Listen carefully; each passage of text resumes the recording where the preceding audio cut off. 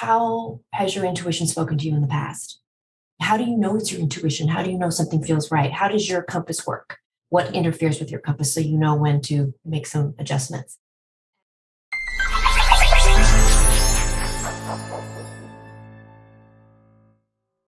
Hi, everyone, and welcome to DocWorking, the Whole Physician Podcast. I'm Jill Farmer, lead coach at DocWorking and one of the co-hosts of your podcast. And I'm really excited about the conversation we're going to have today. I think you're going to learn a lot from it. We are going to be joined by Wendy Kranz. She's a master certified life coach and has been one for over a decade. She is also a licensed pilot, a lover of adventure and fun, and brilliant at helping overworked clients, just like physicians, create a flight plan for their life that helps them move through the turbulence and land at more meaningful destinations. Wendy, thank you so much for being with us. Of course. How fun that my two worlds collide. Yeah, I'm really glad that you were willing to come have this conversation because you and I have had many, many deep conversations through the years, both as we navigate challenges and exciting things in our own lives, as well as supporting our coaching clients and helping to lead and mentor through the years. And of course, you are a pilot. You do that for a living in addition to your coaching work. And you really help your clients understand a lot of the similarities between your life as a pilot and what we can do as sort of the pilots of our own lives. So I want you to talk a little bit about what you shared recently in a piece of writing that you did about your own situation and how that kind of led you to even a new or deeper awareness of getting back into the ability to be the lead pilot of your own life. Yes. So I just saw so many analogies or metaphors between life and flying, particularly when I was working on my instrument rating, which means it can fly through weather in the clouds and then pop out 200 feet above a runway and land and have to trust all of these instruments. And we now have fancy GPS units in our aircraft and we can program everything and we have autopilot, but we still have to be able to fly using the old-timey compass. And so I have been thinking a lot about what the changes in technology have meant for flying, but also for us figuring out what route, what path, what view we want to take, how fast we want to go, how slow we want to go. So I've been using the compass as a metaphor for my intuition. So, the airplane already has a lot of great metaphors: thrust, lift, drag, and weight.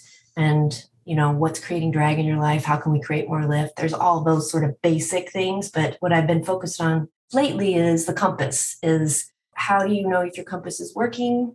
What interferes with your compass working? And how can you right your compass so you can make sure you're going the way you want to?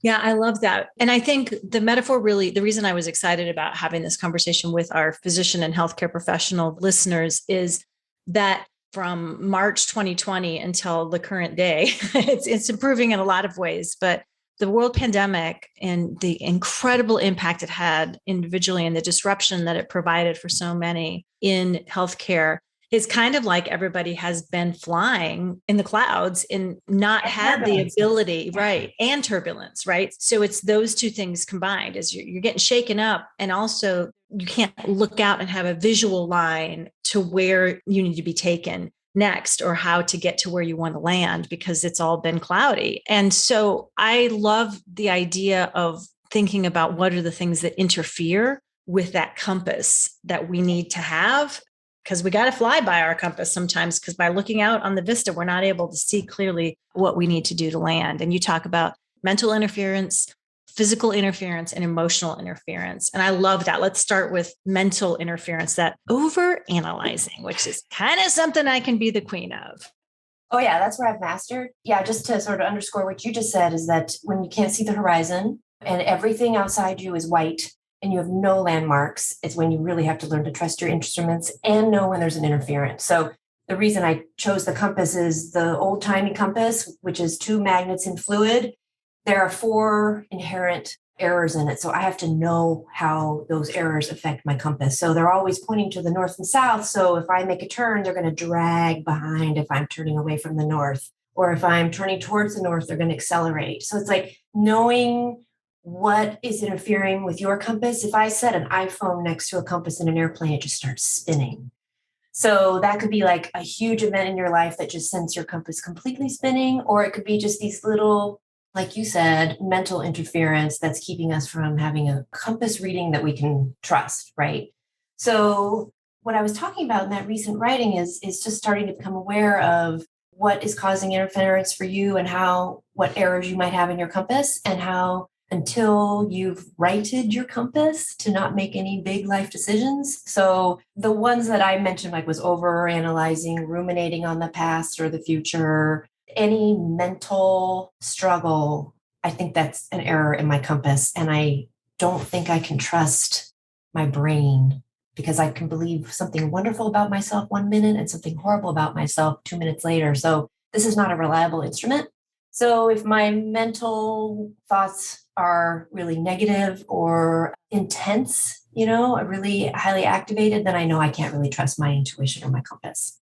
Same thing with talk about physical interference, of being able to trust that internal guidance system that we all have is also something that will interfere. And then emotional interference, which includes things like anxiety, fear, overwhelm. And so we've talked before on the podcast about emotional dysregulation. And again, it's understandable that we would have that interference, especially when the turbulence that was also created through the disruption of the ways that everybody's work was impacted, often in healthcare, thanks to COVID, that created a fear response in a lot of folks. And it's hard to remember, even when you get through the turbulence. I have a lot of conversations with physicians where they're kind of in the other shoe's going to drop mode all the time. And so what do you say about turbulence and how we can pilot through that?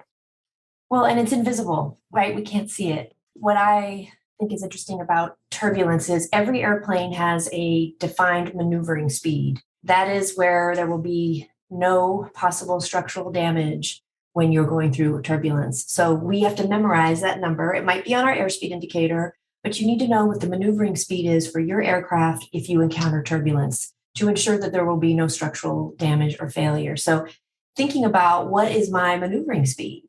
What will be helpful and supportive to me, so I make sure I don't break anything. I don't overstrain the fuselage, the aircraft that is me. So be thinking about and know before I fly what that maneuvering speed is, because I might encounter some unexpected turbulence. So for me, it's preventative medicine, right? Like, I'm making sure I exercise and I try to get some rest and I meditate and music and whatever it is, and vitamin D, that's the places I will go to if things get really bumpy. So I have preventative medicine, and then I have, okay, what am I going to do when things get really bad and I'm getting tousled around? And now there's illusions involved. Not only am I getting bumped around, but now I no longer feel like I know where north is or south is, or even where I'm experiencing some illusions in my body and in my compass that make it even more difficult to navigate. So it often involves slowing down. Usually maneuvering speed is less than what we're traveling at. And it's a very prescribed speed that will ensure your safety on the other side. So thinking about that ahead of time. I mean, it's another way that gives us a really clear-cut way for us to think about conditions that we can use to support ourselves that it right sizes them. Because a lot of times when I'm in that mode and I'm being shaken around by turbulence, I want to ignore whatever my needs are to try to get through it.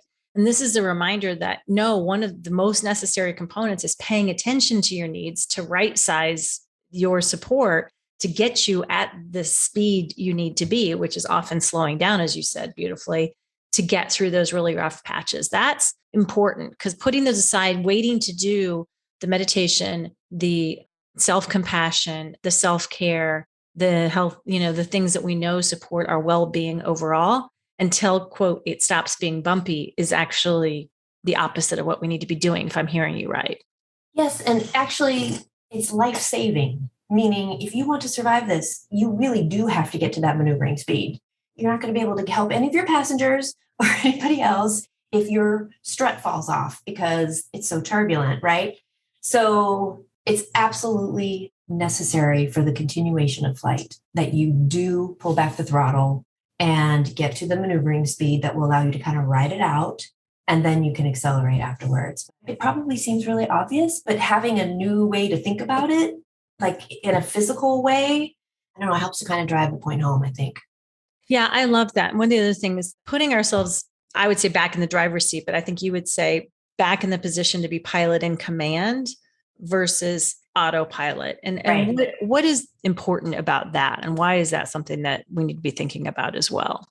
Well, from what you've told me about so many physicians, is that there's sort of this, it can be easy to just sort of follow a path and maybe not feel like you're in charge of it or you're getting to determine the route that you'd like to take. And, there's a million different ways to get from San Diego to Atlanta. It's like, would you like to go? How fast would you like, or slow? And what would you like to see? And when would you like to stop?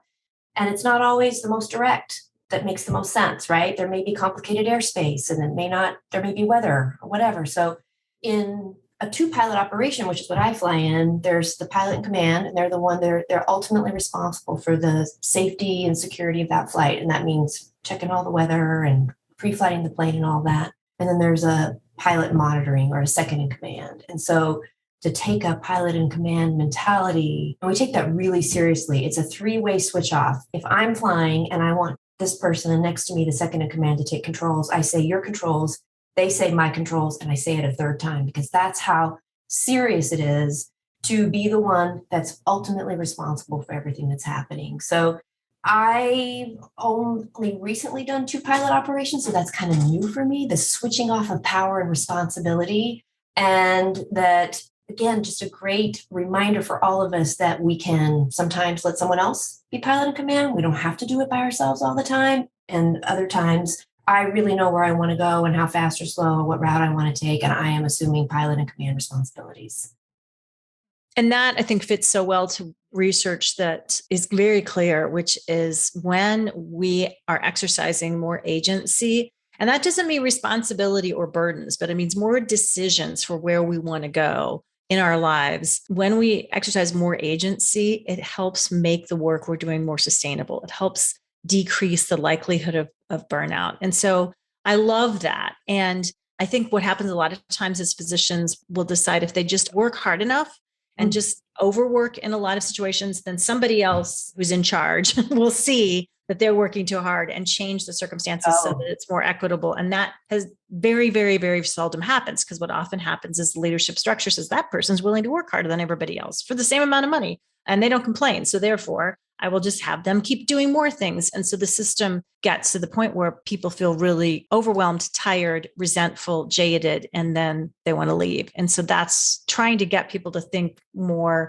about being that pilot in control and being clear that it's okay to say, I need somebody else to support me here is, I think, important, powerful. And that's what keeps you in this highly challenging, highly rewarding, amazing career, I think, for the long haul. Yeah, and we call it crew resource management because it's such a big deal and there's so many hazards. And I would think for physicians also, it's like, it's very serious. What we're doing here could be very serious. And so, if I am not feeling comfortable being pilot command, I need to communicate that. And if I need help for a second, right? But also knowing that, like you said, autonomy or agency, you can choose to be pilot in command when you feel, we have an I'm safe checklist. Like, you're not going to be pilot in command unless you have checked all these things, that you really have the resources and the resiliency to be pilot in command. And if you're not, then you don't go flying. And everybody respects that, because fatigue and all that is a very big deal. I also like the idea that two pilots could plan a trip someplace and pick totally different flight plans. One pilot might want to fly at high altitude to save fuel, and another pilot might want to fly low to the ground and see more things. And so you can choose, right, based on what you value or what your preferences are, what your routing is.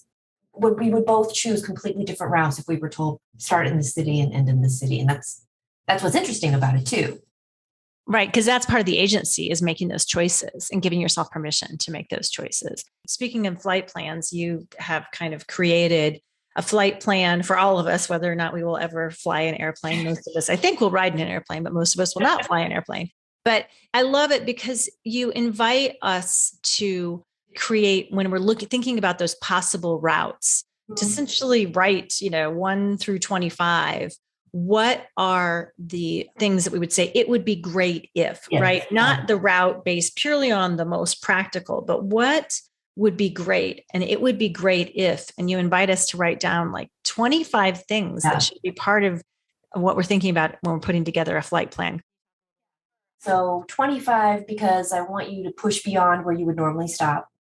And then I know a little bit about creative problem solving. And so the way this is languaged is supposed to help you think more creatively. And the way the words in the questions are designed to upshift your thinking to the more creative part of your brain. So it would be great if is a list of possible routes. And it could be anything like lose 10 pounds or sleep more or travel more, and just list 25 things, at least 25 things. So you go beyond where you would normally start. So those were all the possible routes as the first step. And then I ask people to look at over those routes and just see if there are two or three that really jump out at them that are in neon or giving you a little wink like, yes, me, pick me. Right, right. And then I want people to pick one of those things. And then it's sort of like I put it in the middle of a piece of paper. It would be great if I lost 10 pounds. And then what are all the reasons why? Why else? That actually ends up being your fuel, the reason you want that thing. And sometimes you might notice there's some clarification needed. So I want to lose 10 pounds.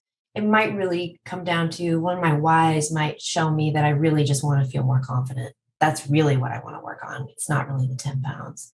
So the whys help clarify, that's your fuel. And then got your clarified statement and your whys. And then below that, what's stopping you? So that's the drag. That's what's impacting your thrust and your lift. So those are the what's stopping you, or those are the challenges. And then often we use creative problem solving to address each of those challenges. And that actually becomes the plan, the flight plan. Wow. It's just so helpful. I love that process because it's so easy to sort of say, oh, I wish I could be XYZ, or I wish this wasn't happening. And saying, wouldn't it be great if, and then challenging yourself to sort of distill down what's the most thing that it would be great if. Why do you want it? What's the motivation behind it? And then what could be keeping you from doing that? And then you actually you have a flight plan, you have a map. It begins to get out of the, I wish things were different, into here's what I do as the pilot in command of my own life to take myself in the direction to not only make things different, but make them better, and to create more of the life that I want to live and want to thrive in.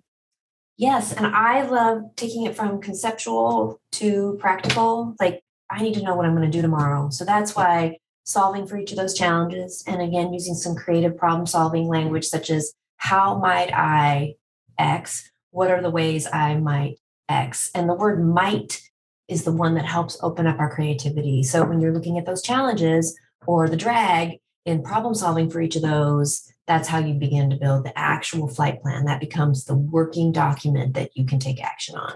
And it's also great to get other people to do some creative problem solving with you because they don't have the same blinders you do. So how might you lose 10 pounds?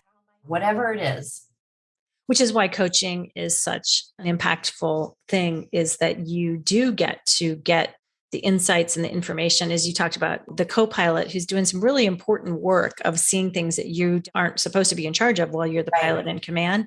And I think that trusted thinking partner of getting coaching, this is, one highly effective way of making that happen. And I just love it. I hope it's getting all of you thinking a little bit differently about putting yourself back into where you want to be and directing your own flight plan, how you want to be that pilot in command. What else do you want our listeners to think about, Wendy, before we let them go when it comes to this idea of thinking about their life from a pilot's perspective, if you would? Just getting to know your own compass. So your compass readings might feel different than mine. What interferes with your compass might be different than mine. And we've listed a few things that might cause interference, but just thinking about, how has your intuition spoken to you in the past? How do you know it's your intuition? How do you know something feels right? How does your compass work? What interferes with your compass so you know when to make some adjustments? Just encouraging people to, even when they're in that discomfort, to probably hold off making some big decisions until you've righted your compass, because you don't want to be making decisions with all those errors and interference. I had already decided I wanted to pursue a new career in aviation. And then when I got cancer, I was so pissed, like, this is slowing me down. And everybody kind of in my life thought, oh, you got cancer, then you decide to go do something else. I was like, no. And my ego was really, really upset with all that. Because I've had those coaching tools, it really was because I've been using coaching tools and been coached so many times over the years. I still get coached to make sure that I could make the right decision. So meaning I went to a flight school that treated me horribly, and I felt like I had to suck it up and just keep going. And at one point it got so miserable, that I was like crying in the car on the way home. It's like noticing where I'm pushing myself into places that aren't good for me because I think it's a good idea. And really using this life-changing event as cancer as a fuel. Not that so much that life is precious, but I just don't want anything slowing me down anymore. And so it really did help motivate me. But I think I still, even at 53, was still willing to put up with crappy situations to get somewhere, even though the fuel felt bad. It was like the wrong fuel. It was fear-based fuel, and it smelled bad. It felt bad. And I overrode all of that. Like, I can do anything for 6 months. It's like, oh, geez, no. When you get cancer, then it's like, no, 6 months. No, we're not doing this for 6 months. Not even 6 days. So still learning a lot of that stuff where I am so tempted to be driven and pushed through to get the results. And I had to sort of admit that it was too emotionally, spiritually, physically expensive to keep pushing like that. So the job that I have now, I never would have known about if I hadn't taken the routes I took and then said, okay, we're going to abort. We're going to divert to a different airport, and discovered employment that I didn't even know existed. So it's really tough to trust that in those times. But again, I was just suffering and pushing, and it was not sustainable. And so that's where, as pilot in command, I said, okay, we're going to divert to a safer airport. I love that. Thank you so much. This has really given us a lot of fuel for thought and just some ways I think that can help our brains take on a new paradigm for thinking about how we can get some agency back in our lives, think more clearly about what matters to us and where we want those destinations to be. It was really just, I loved it. I loved the piece I saw you write, and I loved this conversation around it even more. So thank you, Wendy, so much for being with us today. My pleasure. Thank you, Jill. If somebody wants to get a hold of you or learn more about the work that you do in the world, where's the best place for them to find you? Oh, my website, damnthirsty.com, DAMN thirsty.com. Thank you so much, Wendy Kranz. It was great having you here. And thanks to all of you for listening. Remember, right now, hop on over to DocWorking.com and take the burnout quiz. It's going to be really helpful and insightful at helping you to move from burnout to more balance in your life. Until next time, I'm Jill Farmer on DocWorking, the Whole Physician Podcast.